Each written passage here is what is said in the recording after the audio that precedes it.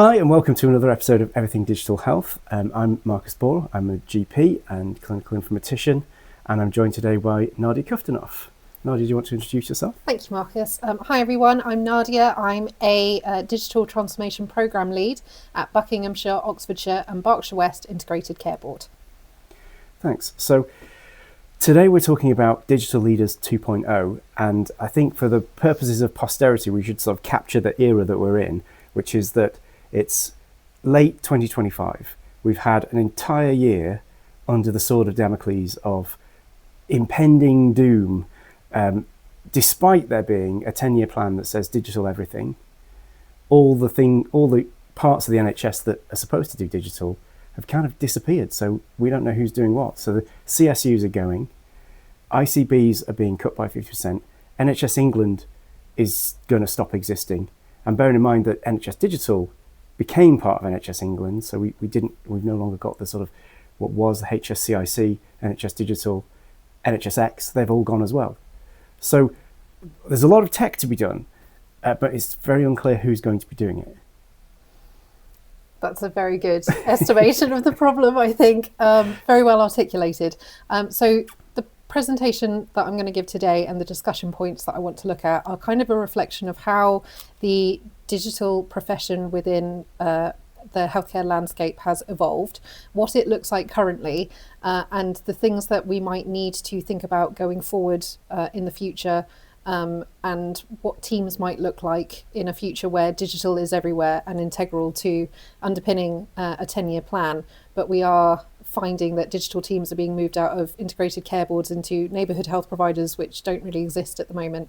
And just the kind of interesting intersections of skill sets and personality traits and attitudes and behaviours that a digital health leader will need in the future, because it's choppy waters out there. So I think we really need to rethink and reframe who we are as people and what we're bringing to the table in the digital health profession. Cool, sounds interesting.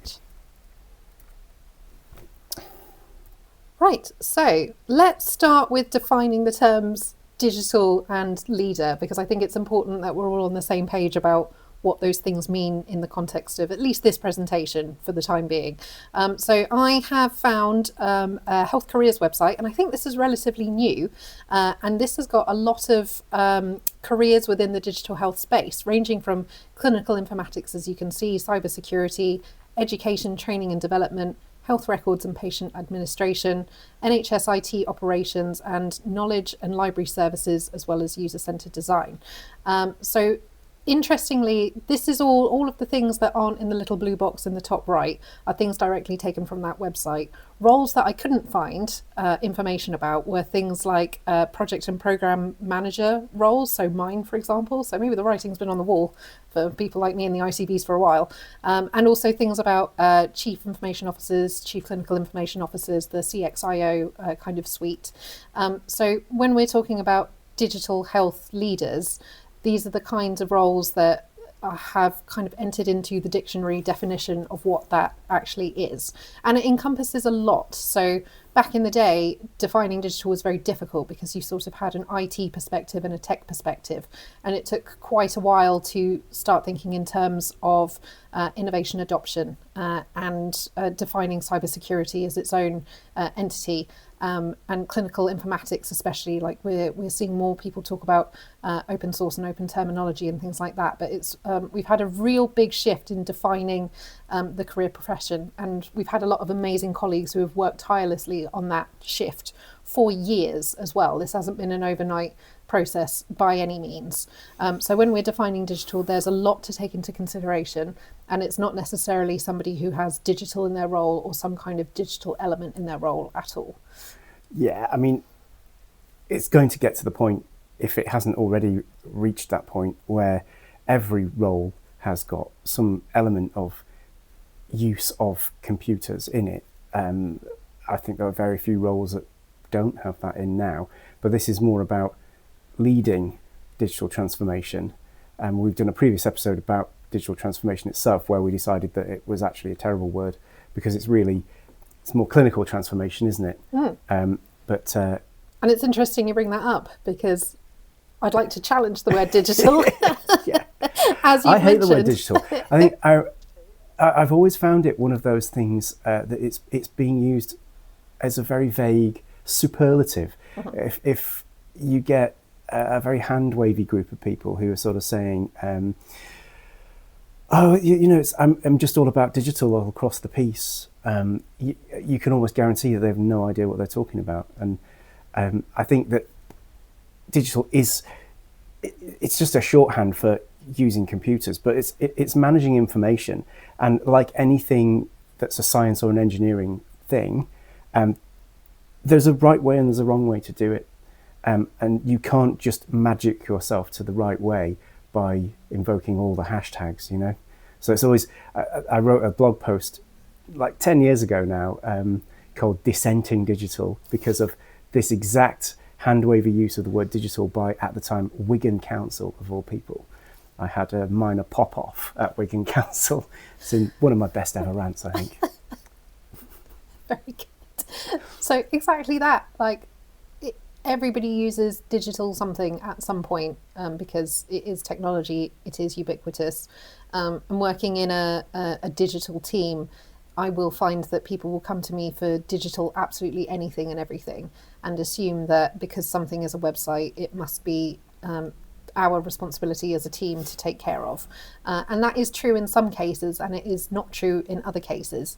And sometimes that has to do with who holds the contract for something, and other times it's around the ultimate ownership of a particular product. But broadly speaking, we can define digital transformation as clinical transformation, sometimes workforce transformation, it's service pathway and improvement, operations development. All of these things will have some element of digital consideration. That doesn't necessarily mean there will be a digital implementation. Sometimes it will be an innovation adoption, and an innovation can be defined as a product, process, or service. So you start to unravel the digital quandary quite quickly as to who owns a particular digital thing. Is it a digital team? Not necessarily is the answer. It's a very case-by-case situation. And in the case of inclusion, the answer may not be digital. The solution to the problem may not be digital, or the solution may be making sure that there is a non-digital option to be inclusive. Yeah.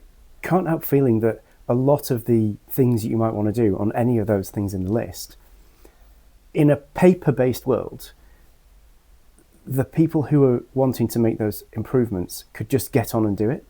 If they needed to do a piece of paper, a form, or a poster, or a memo, or anything of these kind of what are now seemingly outdated concepts, if they needed to do that as part of delivering their work, they would just get on and do it. So in a way, the story of digital is like one of disempowerment of the average person, because now they don't feel empowered to just crack on, because they need a website, and now that means they have to stop at the point where maybe they've gathered some of the information, but they can't go and make that website. Some of that's organizational, but that's all. Some of it's how people have reacted to digital. Right, totally. So if we move on to thinking about defining leader, so this is what I like to call LinkedIn memes. All I had to do was go onto LinkedIn and type the word leadership, and all of these just cropped up within the search feed. And I see these daily, and I think anybody who spends more than 5 seconds on LinkedIn is probably going to stumble across something like this. And this sort of thing definitely has its place, and I don't discount this as being a very valuable method of inspiring leadership and developing a skill set, because it's bringing ideas to the forefront of people's minds. It's presenting it in a way which is quite memorable and engaging. And it's telling us a lot about the importance that people place on leadership. Like, these take effort to make, and people will share them hoping that there will be some engagement with them. So I think there is a place for LinkedIn memes. Probably just on LinkedIn, but if that's your happy place, then this kind of stuff is brilliant. I've tried to find a definition of leadership and distill what all of those images are trying to tell us. So I've seen this quote in various different variations around the internet and tried to find the source, which I think I have done. So this to me is quite a good definition of leadership. So leadership refers to the process of influencing and guiding others towards the achievement of a common goal or vision. It is the ability to inspire, motivate, and empower individuals or groups to work collaboratively and effectively. Leadership encompasses a wide range of skills, traits and behaviours, including decision making, communication, strategic thinking, empathy, and vision setting. So all of those images, I think, are all trying to convey ultimately this, which is in itself an amalgamation of other quotes from other people. So that's the sort of definition of leadership that I'm working with here. And I've underlined skills, traits, and behaviours because those are the things that I'm going to look at further down the line. So do you have any comments on, is that an okay I think definition? it's a good definition, yeah. I would sort of counter that many of the leaders that we have, especially at the highest levels in the NHS, possibly aren't exhibiting these kind of things, or at least there's an overemphasis on the strategic side of things, the strategic thinking, that if I can just think hard enough and then wave my hands hard enough, then everything will be fine. And we haven't got enough sort of deep technical understanding. And when I say technical, I actually mean technical as in digital technical, software and things, but also technical understanding of the subject matter at hand. We're trying to do medicine at national scale, social care, healthcare at national scale. We need to understand those things if you're going to be a leader.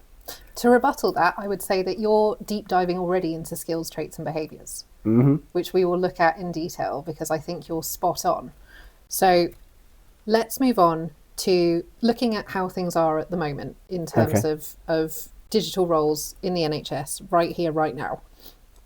So I did a search on the NHS jobs website and just put in the word digital, nothing else, no postcode, nothing, just to see nationally what roles included the word digital and some information about those, just to kind of see what we're looking at. So not all of the roles that appeared in the search result are strictly digital roles. And by strictly digital, I mean they might not necessarily have the word digital in the title. So some CEO roles, for example, like popped up because there is a digital understanding element to their roles. But when you first search on the NHS job site, you get the best match results. So the ones that I've used like throughout the examples kind of are going on the best match results, which normally had digital in the title. So just an overview of the roles that are out there. 72% of those 750 jobs at time of searching were permanent, 23% were fixed term and 5% were other. So that could be like term time, annualised hours, secondments, etc. There's pretty much a 50-50 split between clinical and non-clinical roles. So the clinical digital roles will be things like a digital midwife, for example, and you have to have some kind of clinical aspect or registration or be a clinician, and they're strictly for people who have got a clinical background to work in a digital role. 6.4% of those 750 jobs offer remote working. So this is... Wow, that's low. It's very low considering that in the pandemic, for example, we were trying to get as much remote working as possible on offer. I guess clinical roles are much less likely to be amenable to like a fully remote working thing. There are lots of contributing factors to that 6.4%, but even if 50% of the 750, like this is 6.4 for 100% of that 750, so even the non-clinical roles aren't fully remote working. There's a lot of hybrid roles. I didn't delve down into the granular detail of the data. I suppose I pulled up this information to kind of make a point about how many digital colleagues we could potentially lose with the cuts to the integrated care boards and the CSU and NHS England that are happening. So they might be eligible for, let's say, the 50% non-clinical roles, but they're spread all over the country. So that's 50% of 750, 300-ish. That's maybe 2 ICBs worth of redundancies, and there are 40 odd ICBs, and you've still got to take into account the CSU headcount and the NHS England headcount. So it doesn't bear thinking about the number of people who we're going to lose, and because the ICBs are no longer going to have a digital brief, as I understand it, we're going to lose a lot of people from digital, particularly from digital, and I imagine a lot of them are going to go into the private sector because that's where the jobs will be, and that's going to be a brain drain, really. We're going to have lost a lot of that talent. Big time. And we're seeing also that the roles available, they sound great, but you can see in that box on the right-hand side that pretty much all of them are trust-based. So that's a very different environment. It's not that you can't walk into a trust and learn how it works, and if you've got an understanding of digital things in the NHS, you'll be all right. But there are absolutely no integrated care board type roles. There are no roles that kind of match what is going on for general practice, for example, save for I think 1 or 2 on that list. So it's going to be very difficult for digital colleagues who are facing redundancy to find another place for them within the system. They might find a place for them in redeployments or slotting in, etc. But it's just kind of a side quest conversation there, just to highlight how difficult it's going to be for our colleagues in the future. Looking at the roles that are available in trusts and CIC, there's a limited company there and a social enterprise. Lots of different types of roles at lots of different bands as well. So I've included a bar chart there just to show like the range of different bands. So when I talk about bands, for people who don't know, these are the pay scales on something called Agenda for Change, which is what I'm employed on, for example. It's different in the NHS. There are different pay grades depending on your role, and it's applicable. So Agenda for Change is in trusts and also the integrated care boards and also NHS England and the CSU, I believe, but it's different for doctors, registrars, etc. Medical profession has completely separate pay scale. Yes. So it goes, we don't have band 1 anymore, that got abolished. So we go band 2 to band 7, and then we've got in the band 8s, there's 8A, B, C, and D. And then it goes up to band 9, and then it goes up to very senior manager. And I've got the details of the other roles that were on the NHS job search there as well. I have grouped them into doctor and other. Very sorry about that. I don't mean to cause offence by those groupings at all. It's just to keep the bar chart legible. Condensed. Yeah. It's not me being political. So those are the sorts of digital jobs that we're looking at the moment. It's interesting to me that there's generally a kind of upward, there's an upward general trend. As you go through the bands, they're more likely to have a digital flavour, or there are more roles in those higher bands. Yes. Because one of the things that's emerged from the way that Agenda for Change manages the people who write websites, for example, the people who can do code, is that because they're not managing anyone, they're just doing things, they can't really get into higher roles.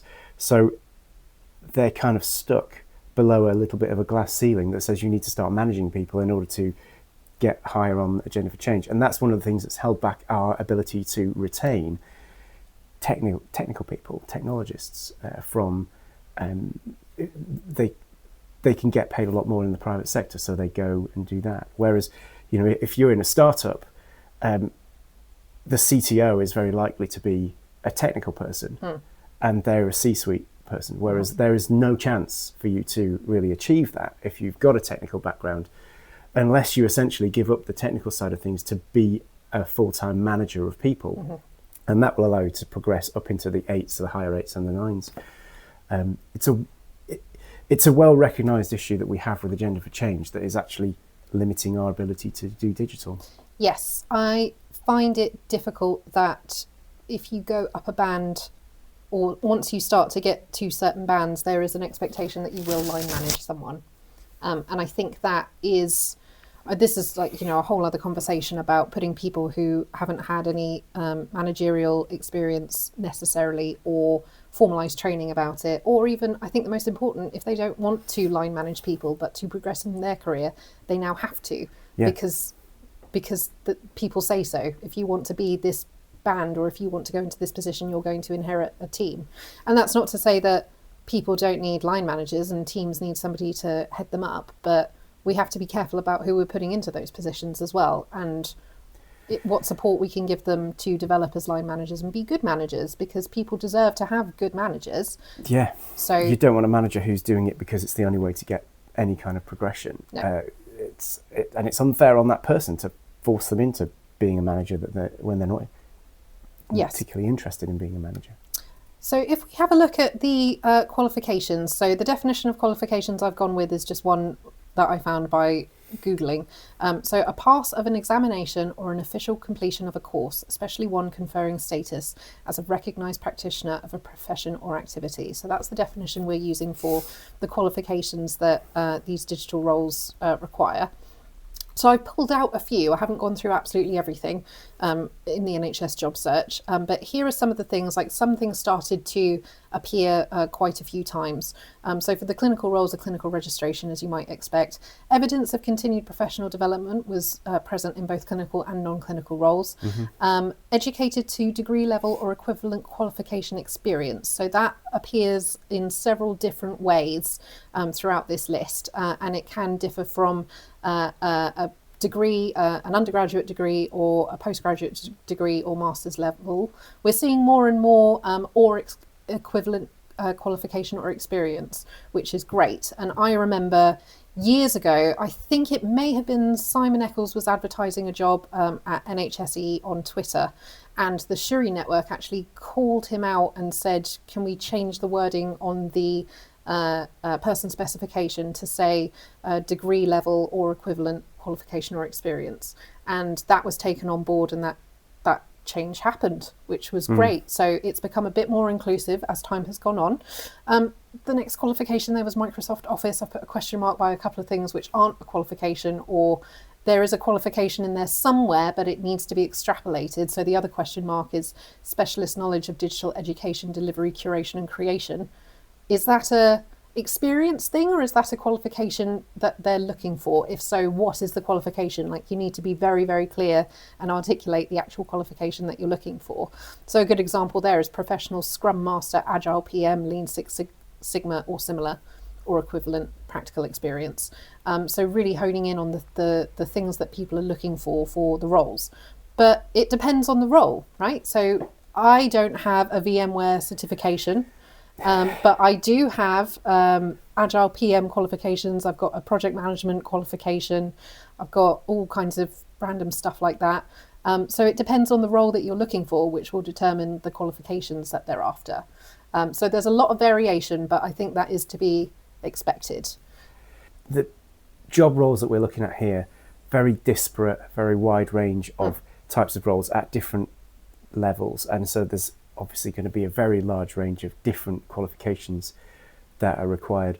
And I think at this stage that's a good thing, because we haven't really narrowed it down to a clear career path within the NHS. So if you were to contrast that with, say, becoming a cardiology nurse, it's absolutely clear how you do that. You need a degree in nursing, that's the first thing, and then you go and become a nurse and you'll specialise in cardiology by going and working in a place that does that. You might do some subsequent qualifications, but it's quite straightforward in some areas of healthcare to work out how to get there. But digital is completely unmapped.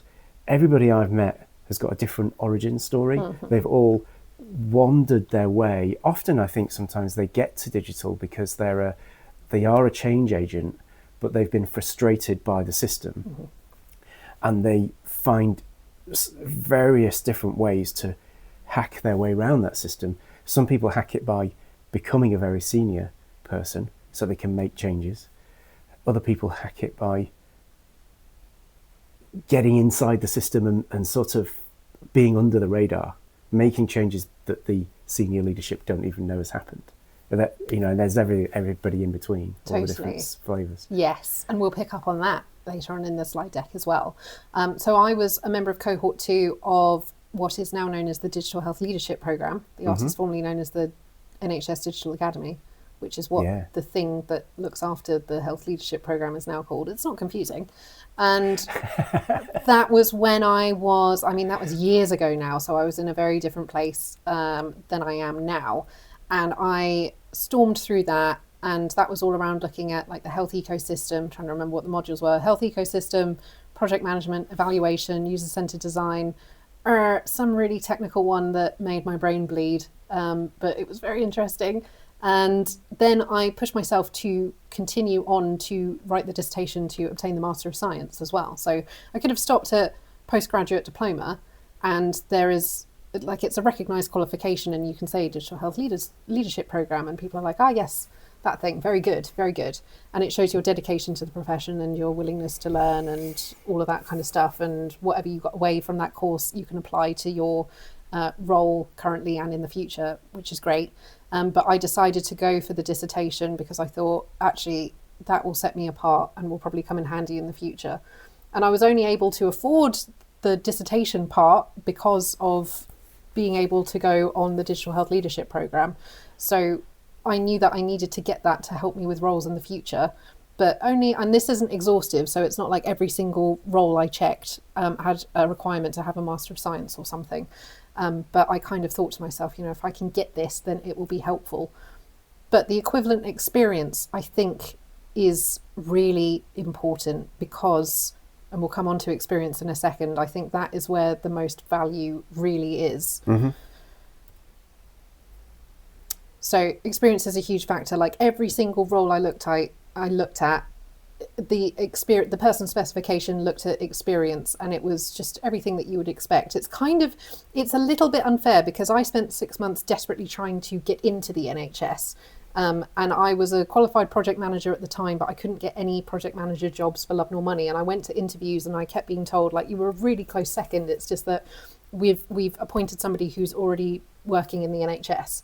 So it was very, very difficult because, like, if you can find somebody who understands the beast of the NHS, they are like gold dust, and you will save a lot of time by not having to explain everything from scratch for them. And when I finally did get a job in the NHS, I realised, like, oh my God, there's, never mind like all the acronyms that you have to learn, but it's the funding streams, the relationships that all of the different bits of the NHS have with one another. It's the schemes that are going on at that moment in time. It's the strategies. It's the history of organisations and projects and programmes that have gone well or not.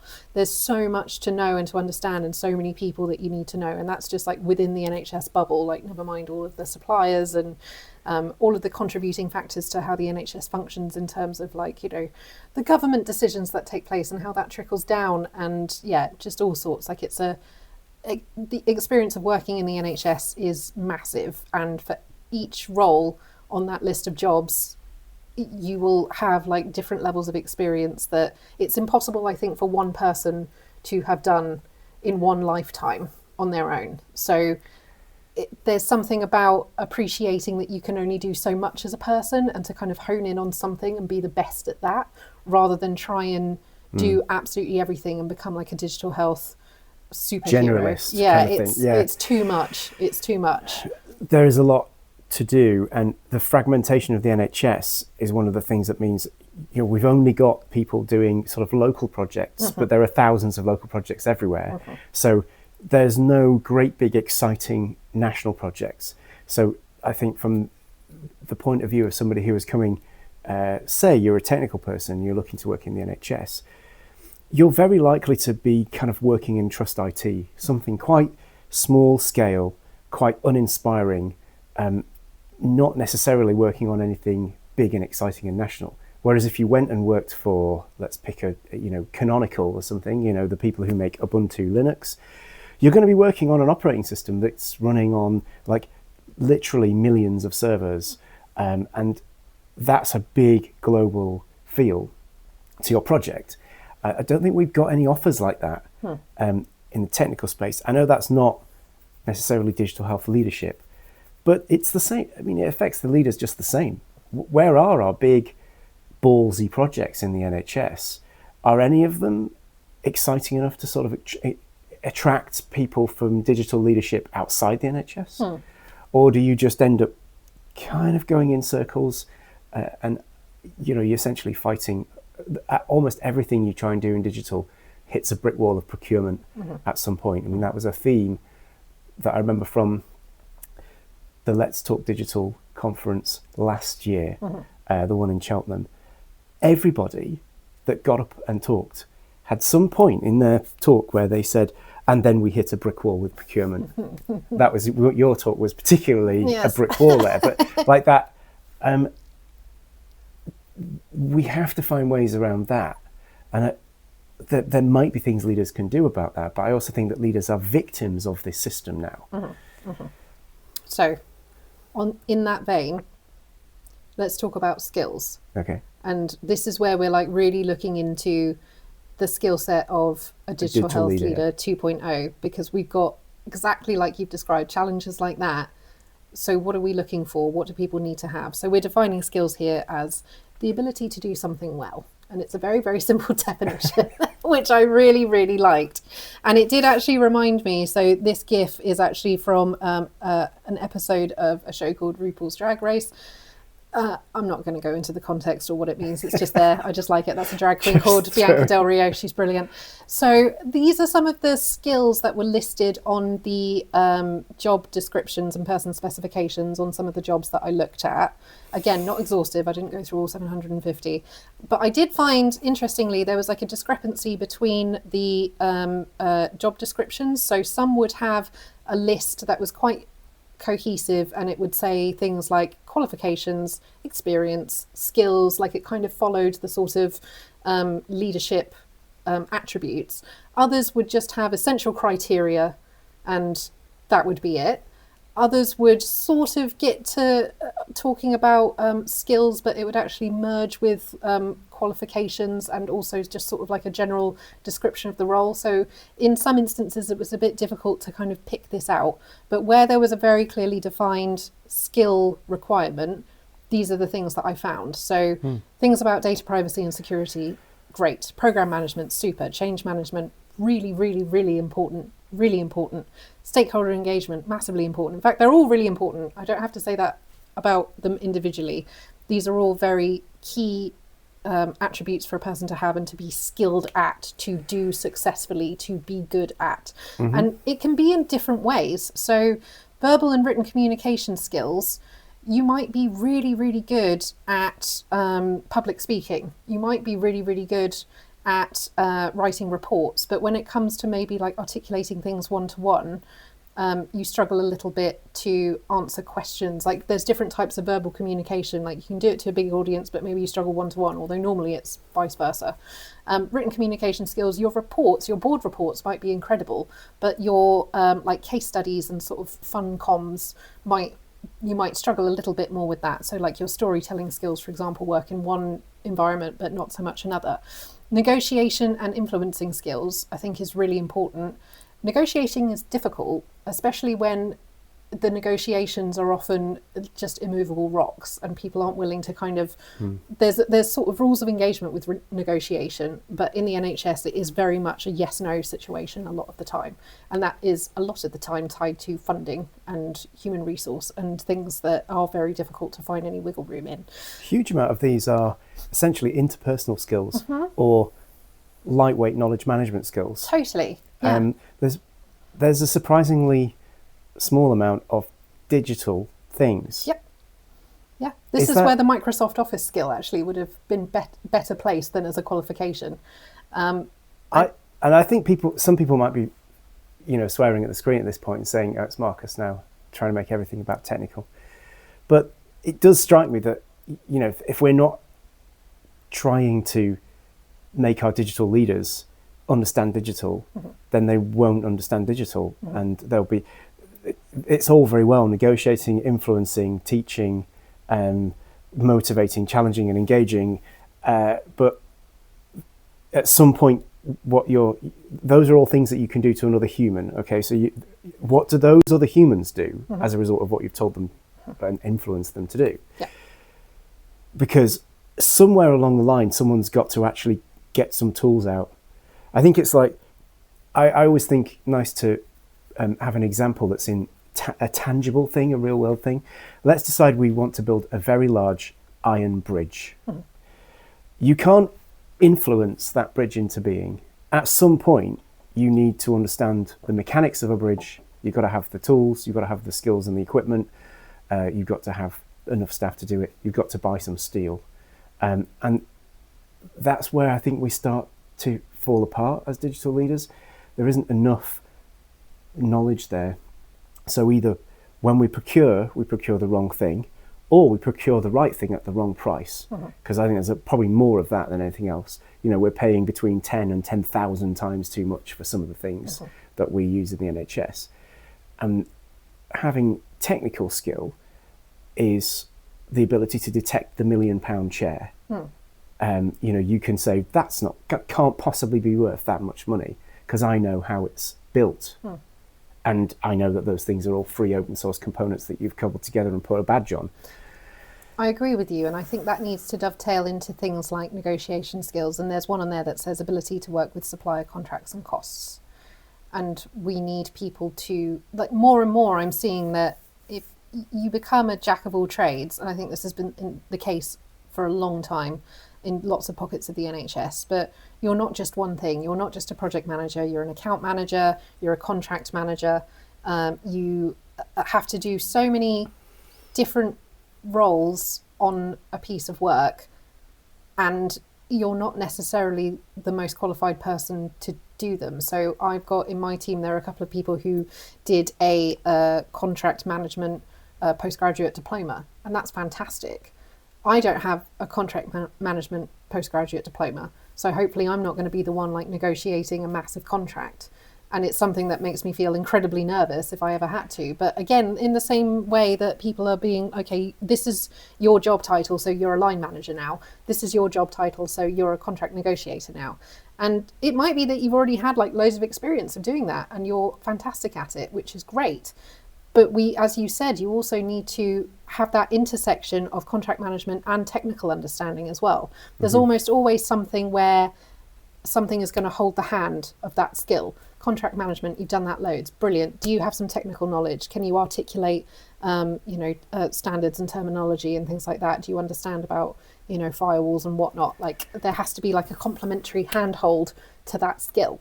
Yeah. So you can have all the experience in the world. Like, I understand digital health and implementation, and I can see, I can set up an evaluation and do benefits realization and all of that kind of stuff. But I need my hand held with somebody who can do like the contract and negotiation bit. Because I can go through procurement, that's absolutely fine. But if we were to challenge a contract and try and negotiate it, that's where I'd need somebody else who's got that skill set, or I would need investment in developing that skill set. So what I'm getting at, which we're going to come to later in the presentation, is either beefing yourself up or making sure that you've got like an Avengers Assemble style scenario where you've got lots of people around you with complementary skills. Because again, in the same way that you can't be a digital everything to everyone, I can't imagine somebody who can do absolutely everything under the sun and do it successfully, like to the absolute best ability possible. Because if you spread yourself too thinly developing your skill set, you're going to be a jack of all trades and a master of none. So that's kind of, it's interesting to be looking at skills and focusing on like just that simple definition of skills, something that you can do well, because we're expecting people to be able to do a lot of things really well. And actually there are some people who, just by virtue of having done it before or having a qualification, will be better placed to do that thing. And does that mean we all somehow get loads of experience and we all do the qualifications, or does that mean we kind of change our way of thinking that a leader doesn't have to be the one who can do everything, but can pull together the people who can, thereby creating a digital health like leadership suite, if you would like. So it's interesting looking at skills, and I'd be interested to hear from people who have got loads of qualifications and things like that, and if they have managed to be able to handle something from end to end. I believe that we need to bring people in on the journey. I think digital health leadership is a lot of recognizing that you aren't the best at something, but you can find the person who is. Yeah. I think what I worry about a lot is the disempowerment of anybody who has taken the step to learn a little bit more in depth of how to do things, in that you end up they end up being told that they can't use those skills. So let's just pick an example. You are in a small NHS organisation and you decide that you want a wiki internally inside the intranet so that you can share knowledge with staff, and that's clearly a useful thing because they exist on the outside world, don't they? So they're probably useful inside the NHS. But if you said, I'll set one up, you will get told no, because we can't really have just one person managing this, so how will we do that? So it either then becomes you have to convince everybody in your organization that's a good idea so that it gets done by an IT team on your behalf, or it gets outsourced and you pay 10,000 times the price of that thing, which often means that having gone around that entire circuit, which might take 18 months of business case writing and messing around with procurement, it just fizzles out and no one's got the energy. And all we wanted was this one little thing. We'll just go back to the paper example. In the paper world, there would be no problem. If you decided you wanted to write a little knowledge handbook for your colleagues, you could just start. There would be no negotiation with anybody else. There would be no procurement. There would be no, you can't do it. You get a piece of paper, you start writing it, you put it in a LeverArch folder, and gradually that LeverArch folder would become like, the place to go and get knowledge because, Nadia's written everything down. So if you're not sure how to do it, go and have a look in Nadia's handbook. That we've decided to give up doing it on paper, but we haven't got a pathway for doing it in digital. It's mind-bending. But we also need to focus on how the thing that you're trying to do is being defined and captured, and who is responsible for enabling the change. So your example, so you've kind of gone back to talking about like we need things to be put on paper and we need that to be like kept somewhere, and with paper you can just go and find it, and with digital you can't go and find it. So in terms of a skill set, how would you put that in terms of like a digital leader with this skill can manage that problem? I would say that, so we are in this gap where we've given up using paper for lots of good reasons. I'm not advocating the LeverArch file model, but we've failed to give people the skill set that allows them to just be functional in a work environment. So if it does require people to be familiar with tool sets that allow them to set up a wiki or set up a forum or set up a website and things like that, then that's what we should be training people to do. Gotcha. Now, I would also just push back on my own argument, which is I'm not sure it's valuable to have people running their own wiki servers and things, in which case, why isn't our organisation culture to provide these things anyway? Because organisational culture is you get provided with Outlook and Teams and just dump anything in there anyway. There's no attempt to have like a training pathway or training program about how we manage knowledge, how we prevent duplication of effort, how we ensure transparency. We just don't have mechanisms for it. We've just decided that it doesn't matter. So if we look at traits, I think this is very important as well, because you're kind of going into that area where it's like the not just empowering people to do it, but having people who would go and problem solve and kind of cobble together a solution. So traits here, the definition is a distinguishing quality or characteristic, especially one belonging to a person. So that's the definition of trait that we're going for.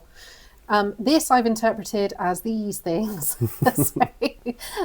These are all kinds of different things that tell you what type of person you are, what type of people you have in your team. It ranges from professional and defined things to, I've included a picture of the cast of Winnie the Pooh there. So my mum is a learning and development professional, and she often can boil down personality types to which character from Winnie the Pooh are you, which I find very, very helpful. I'm kind of Piglet, but I'm like chaotic good. So I'm like a chaos Piglet. That's me. The one I like the most on here actually is the so the lawful good, neutral good, chaotic good example there. That is taken from Dungeons and Dragons, and it's to determine the alignment of a character that you're developing. So I've made it a bit more accessible by using an example with the Muppets to kind of give you an idea. So each of the Muppet is a personality type, and they kind of fall under lawful good, neutral good, etc. And that helps you understand like what those alignments mean. But traits, it's very difficult to define. Like I've done so many of these personality tests where I've ended up as INF what have you, or like I'm a green person or something like that. And it goes on the assumption that people can be categorized into one box most of the time, which I really struggle with. Cory Doctorow calls Myers-Briggs horoscopes for management school graduates or something like that. I think that's brilliant. There you go. Because I would say, I mean, it's kind of, self-knowledge is probably helpful, but unless the organisation is going to do something for you to empower you differently according to how you score in these different types, and it could do, whatever organisation you work in could actually be more responsive to you, but generally it's like, nah, these are the rules, we don't change them for anybody, we're not going to adapt them for anybody. It's basically you can understand why the way they do things is the same for everybody, but if it is going to be the same for everybody, then your interface, your API for getting change done is not sensitive to the fact that these different traits, and so in some respects it doesn't matter. I would like to put forward the argument that the personality tests, including Winnie the Pooh, sorry Pooh Bear, are sort of a thing of the past, or should be, and we perhaps would benefit more from thinking in terms of the Dungeons and Dragons lawful good, neutral good, chaotic good model. And I say that because you can kind of, I mean, characters are normally, you just create them and they stay as that, but I think that sort of model allows for a lot more movement in terms of just how you're feeling that day. Like you can just, you know, go with vibes on that one. Like I would find it hard to say like, oh, well, today I'm feeling like a mediator, but, you know, yesterday I was feeling like an architect or something like that. Like that's too nebulous for me to articulate how I'm feeling. If I say I'm feeling lawful evil today, or if I'm feeling neutral good, then that to me has more meaning. So maybe it's, you know, it's not for me to say this is how we should do things now, but maybe the way that people personally interpret themselves and their traits and how they articulate them needs to be sort of rethought and updated. There's a really interesting quote that I found on a Dungeons and Dragons website, which I'd just like to throw out there. So this is the quote: "Good and evil characters can cooperate and frequently do in all kinds of stories. A chaotic good vampire hunter might work with a lawful evil vampire to destroy a common enemy when it serves their mutual interest." Wow, cool. Yes, I think that is very interesting because there's room for everybody in the NHS, right? But we also have to figure out ways to work together, and we also have to identify when there is a common interest and figure out ways that we can work together to vanquish the baddie, as it were. So I'm just going to leave that there, just for people to think about. Just think about that. Yeah, destroy a common enemy. Yeah. Well, I think it would be the way I would like to see like concrete enactment of trait recognition. Yes. Would be to take my example. You know, you've got people with different traits. Some people are interested in like service improvement or system change, and we don't really support them doing that. So, but if there were, you know, in your organisation, if there's a role for system change or service improvement or whatever it is, and have, even if they're not additionally paid roles, but like clinical lead or technical lead or something like that, where those people do have just a little bit more ability to influence the way things run, and that would mean that the people who have those kind of personality traits would be attracted to that kind of lead role. Yes, yeah. I think if we go back to, I mean, I kind of regret using the Muppets now because it looks ridiculous, but chaotic good. So in the article that I've quoted on the next slide, they use the example of Robin Hood being chaotic good. If you can articulate what each of those alignments mean in terms of popular characters, or like, it doesn't have to be fictional, but actual people, I think that gives people more of an idea of who they're looking for. And you've just got to hope that not everybody goes, yeah, I'm definitely Robin Hood, when they're absolutely the Sheriff of Nottingham. But it kind of gives, I've gone down a rabbit hole here that I can't get out of, but I think you're right to say that this kind of role would suit this sort of person. And that it can be, you know, nothing's perfect, because we might have people saying this is definitely a Robin Hood role, and you put a Robin Hood in it and it is not the right role for them at all. So it's very tricky. I don't think we can very clearly define it in a way which is foolproof. but definitely something to think about, or definitely something to think about in terms of yourself. I see myself as most of the time being chaotic good. So I'd like to be Robin Hood, but it very much depends. Like there are other days where I am, I have to be lawful good, and I just have to be. And there are some times where you want to be lawful good and you're adhering to the things that you need to do and the governance that's in place, etc. Is there one in there for Marmite the Destroyer? He might be neutral evil. I don't think Marmite is chaotic evil. Neutral evil there. So you're Miss Piggy in this scenario, are you? I don't think I'm evil at all. No. Well, okay. I'm going for evil. I was once described as Marmite Marcus Bohr before I went on stage. Yes, as at a conference for people that I didn't know by someone who didn't know me. No, you're right. Thinking about it, you're not neutral evil. I think you would be chaotic good. I think most people fall into the category of chaotic good, but... Is there any other way in the NHS? Just chaotic. Just chaotic. Yeah. Just not good or evil. Just you just are. So it's really interesting. I would really recommend, and I'll send you a link to this article, that people have a look at it and read about alignment in Dungeons and Dragons, because it's just, I find it personally more interesting than Myers-Briggs, but that's just me because I am nerd. Wow, more interesting than Myers-Briggs. Can you imagine? I know. Shall we to behaviours on that bombshell? So behaviours we're defining as the way in which one acts or conducts oneself, especially towards others. This is my plea. If nobody takes anything else away from this talk, be anti-bad. Just be anti-bad. Mm-hmm. That's the behaviour that you should be encompassing going forward, because we are in really tough times for good, and we need to actively be anti-bad things in the digital health community, just as people in general, but really take a stand against things and proactively be against them. Don't be passively against them, but stand up and do something about things. That's a very cool thing. I like the phrasing anti-bad. Yeah. It's not enough to just say, that's a shame, isn't it? Or I'm very disappointed, or it just seems to be going wrong. You actually have to be part of the movement that is unbreaking it. Yeah. Otherwise, you're just a bystander. Yeah. I think this is the biggest thing that Digital Health Leader 2.0 needs to encompass. Like, never mind, I was going to talk a lot about think about the skills that you can develop, such as storytelling to make your communications more compelling, or learning how to do evaluations that suit the NHS. Like, those things are really important. But I think being anti-bad is something that you can do readily, quickly, straight away, and successfully.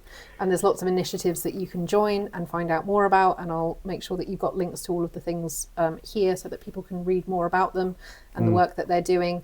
There are some examples there of some anti-bad leaders, I like to call them, who are advocating for things to be better, safer, better value for money. I think the other thing, it forces you to have integrity, because if you are going to get involved in and be publicly part of a movement to change things because of something you've decided you believe in, you can't then decide 5 minutes later to disown that thing. You're part of it, you own it. And so instead of talking about integrity and making it one of our 5 key mission statement ideas, like wankonomics, we value integrity. Cool. Yeah, instead of talking about integrity, we actually have integrity, because you say, look, this is something that I believe enough in that I'm going to really stand by it. I'm going to bring it up in meetings, even when everybody else is sort of quietly shuffling feet and sort of not saying anything about a problem. I will raise the elephant in the room. I'll make that something that everybody has to confront. And that doesn't have to be done in a bad way. That's totally done in a way of like appropriate challenge of the things that we're doing. We're doing a lot of stuff with taxpayer money as well. So it's very important that is good for all taxpayers, good for all people, and that people are not left out. So picking one of these things, I mean, this is not a menu. I mean, anything you believe in and stand up for it is part of your unique selling point as a digital leader. You're that digital leader who really, really took a stand on, say, Surety Network or Equity Charter or any of these things. Yes, be anti-bad. If that's the only thing that people remember from this, I would be happy for that. And be proactively anti-bad as well. Nice. So, and there's lots of benefits to being anti-bad aside from like the really obvious ones. Like you will be a part of a community. You will learn things that you never thought that you would learn. You will learn more about your colleagues and their values. You will find common ground with people that you didn't expect to have common ground with. You will make change happen. Like if you keep hammering away, I'm sure like you feel this yourself. Like some days it feels like it's pointless because nothing happens, but being outspoken does work, and having a line in the sand is important, I think, for people to have.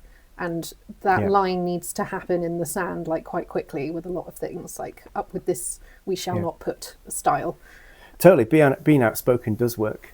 I've done it a few times and got results, even though maybe not in a direct way. So sometimes if you're the outspoken external commentator on something that NHS Digital is doing badly, for example, inside NHS Digital, they are hearing you.